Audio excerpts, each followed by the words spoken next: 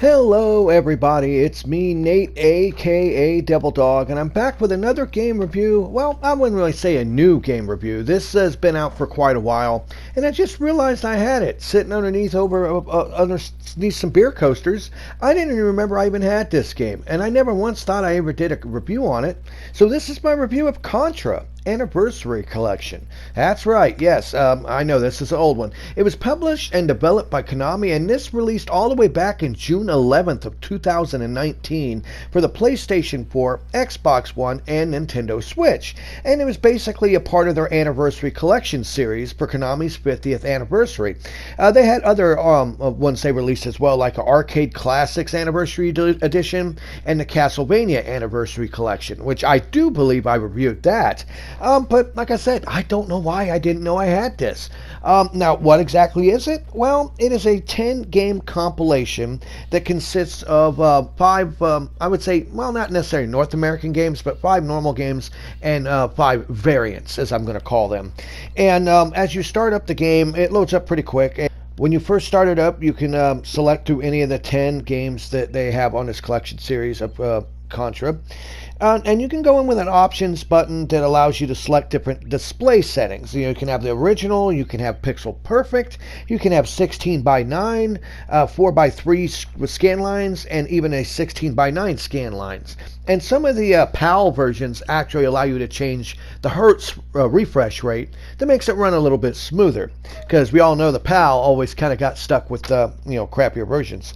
And now, along with that, it also comes with a 74-page ebook, aka stuff in the game. You don't get a real book. If they gave you a real book, I would appreciate that more. But no, you get a 74-page ebook that has the history of Contra in it, which has got some pretty interesting information in it if you're someone who is a huge fan of the Contra series. But oddly enough, I don't think it really had enough. There was a lot of stuff missing in this, I thought. Now, like I said, it's 10 games, but I split it into 2 parts.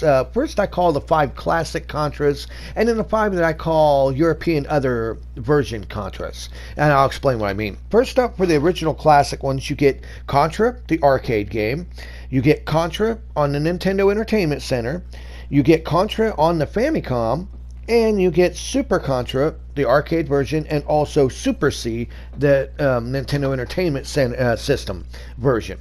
Those are the first that you get. And the other ones are kind of odd. These are the ones I call offshoots. You get Contra 3, the Alien Wars on Super Nintendo, which is a fantastic game. But then you get Super Probotector, which was the European Super Nintendo version. I don't know why, but they decided to go and change the characters to robots for the European versions. I'm not sure why. Then you also get Contra Hard Corps, which is one of the better Sega Genesis Contra games in existence. And then you also get Probotector, which is the European version of Hard Corps on the Mega Drive, where they once again change everybody into robots. And then on the last one, you get Operation C from Game Boy. Yeah. Now, oddly enough, I'm going to say this right now. Out of all these, the easiest and funnest one to play has to be Operation C on Game Boy. And the reason why is you can actually change the button mapping. For whatever reason, they did not decide to give you the option of changing the button mapping for these games.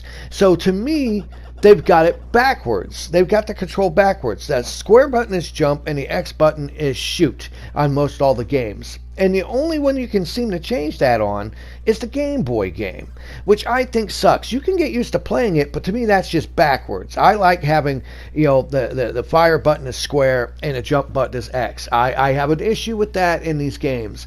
Honestly, other than that, I mean, the rest of it, I guess, is okay. Unlike other compilation versions of games, this one does not have a rewind feature. A lot of these games nowadays have a rewind feature and save states and stuff you can go back and watch your previous playthroughs. Now, this does allow you to watch your previous playthrough, and it does have a save file, one save file for each game. So you can have a save file for every game. That's great, but only one, and no rewind feature. And we all know that Contra is a rather difficult game, and some of these, especially the Japanese counterpart versions, are completely different than the North American versions, which I do appreciate. Like Contra is a good example right there. If you just look at it with the way it opens up and with the way the game is built, it's completely different. And a lot of times, the Japanese version is way better than the American version. Now, as for the European versions, they're just odd to me. I don't know why they did this. I mean, I guess might have been with blood or something, not promoting human violence or something. I'm not sure what it is. But the Probotector series to me is just odd. I didn't really know about it till I played this and dove deep and found out about it. I'm like, I'll be damned. I can't believe they actually did that. But yeah, basically that's all it is. It's kind of a disappointing collection. Much like most Konami titles, Konami doesn't know how to hit it out of the park worth a damn anymore. You can tell this is just a cash grab. It really is. I mean, they only put 10 on here. There's so many more Contra games they could have put on here. They even talk about other Contra games in their little 74-page ebook of the history of Contra. They talk about several Contra games that just miraculously, for one reason or another, didn't end up on this compilation. And you know it's not like these systems, the PS4, the Xbox and the Switch can't handle it.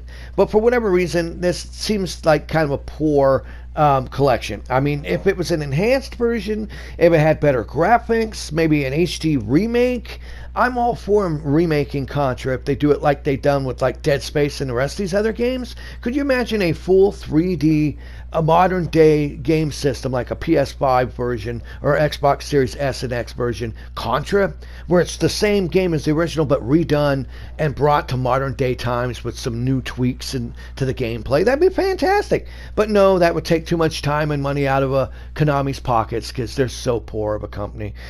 So all they do is slapdash together 10 of the games, which, no offense, if you have a modded Fire Stick or something like that, you could easily get these games right now anyhow, without paying this extra price. Yes, it's cool. It's actually on a physical disc that if someone wants to borrow it, which I'm a big fan of, physical gaming media. I don't like digital. I really wish you people in this modern day, if gamers would realize by getting rid of physical, you're never really owning anything. You're just renting it. And at any time they can decide to take that away from you, your ownership rights, and it won't work. Well, physical copy is always great because you could go, hey, Pete, you want to borrow it? Yeah, here you go. Boom. Borrow it. And you have physical, tangible media in your hands. And it's really good. But in the end, my personal feeling of Contra Anniversary Collection, much like the Castlevania Anniversary Collection, I think it's lackluster. I really think they should have done more with these. They just seem like they half-assed stuff out the door just to say, look, we got something for our 50th anniversary. I think they spent more time and money on their stupid crap they were trying to sell online. Bitmoji or whatever the hell they're called. I forget what they're called. They're stupid things where you pay money for like images and stuff. But nonetheless, I have to say I'm disappointed with this. While I do like the games that are on here, I remember growing up as a kid actually playing. They actually had a Japanese Contra arcade at one of the places I went to. So I remember playing the original Contra arcade game. Everybody's played the Nintendo version of Contra. The Famicom version is different from the North American version, which is nice to see. Super Contra, the arcade, I never got to play that, so it's nice it's on here. And Super C, I used to play the living crap out of growing up. Contra 3, not so much. Super Probotector and Probotector, those are just weird to me. They're the same games, with just basically sprite changes and some little bit differences at the opening screen where you're picking a different character. It's really kind of odd that they would do that, but I guess I could kind of understand they wanted to make it different. And of course, honestly, hands down, Contra Hardcore on Genesis, that's a fantastic game. It really was too. Operation C, like I said, I can't believe I'm saying it. Out of all of them, that's the easiest game to play on this compilation. It plays good. The control is great. You can actually change your button mapping, which actually makes it fantastic. And honestly, all these games are great because they're all classic games, but none of them have anything new added to them. Nothing at all, other than the fact that you can have one save file per each game, and basically you can watch a replay of what you did the last time you played the game.